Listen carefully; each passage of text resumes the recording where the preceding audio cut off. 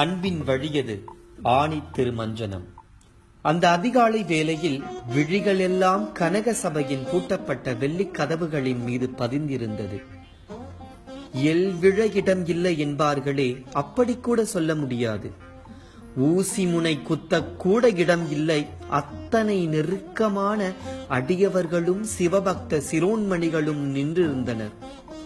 அந்த கூட்டத்தில் ஆண் பெண் பேதமில்லை, பெரியவன் சிறியவன் வித்தியாசமில்லை, பணக்காரன் ஏழை பாகுபாடு இல்லை, உயர் சாதி கீழ் சாதி பிரிவு இல்லை.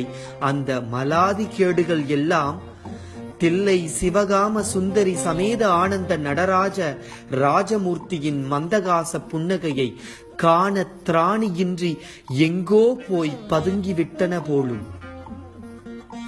பேருந்திலும் வேறுபட இடங்களிலும் கால் பட்டால் கைப்பட்டால் குத்தும் என்று சண்டைக்கு வரும் மக்கள் கூட்டம் சிற்றம்பல வளாகத்தில் எப்படி இப்படி கட்டுப்பட்டு நிற்கிறது என்று சிந்தித்தால் கிடைக்கும் விடை ஒன்றே ஒன்றுதான்.